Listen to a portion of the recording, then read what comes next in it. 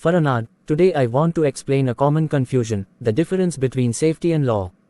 Let's use a real catastrophic case to understand, the 2018 derrick collapse incident in a land rig in the Middle East.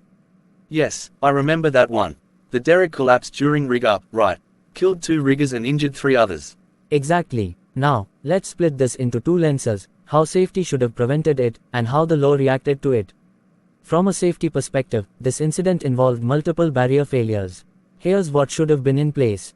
1. Design integrity barrier, the derrick was not inspected for micro cracks after transportation. 2. Procedural barrier, no lift plan or job hazard analysis was documented. 3. Competency barrier, riggers were not certified in rigging complex mast structures. 4. Supervisory control barrier, the rig manager signed off on the job remotely. Each of these should have stopped the incident. Safety is about these proactive measures. It asks, what could go wrong? And then builds layers to prevent it. So what about the law? The law stepped in after the incident.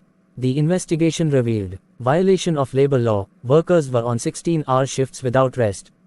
Breach of lifting equipment regulations, no valid certification for the derrick lift. Non-compliance with National Safety Code, failure to file a permit to work for high-risk activities.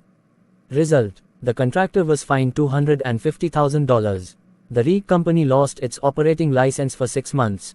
2 supervisors were jailed for gross negligence. So safety is what you should do, even if no one's watching. Law is what happens if you don't. Spot on. Safety is a moral duty, it's about protecting lives because it's the right thing. Law is a legal duty, it's about meeting the minimum standards to avoid consequences. That really makes it clear. Safety is proactive, law is reactive. Safety is often proactive, it tries to stop incidents before they happen. Law is typically reactive, it steps in when safety fails or regulations are violated.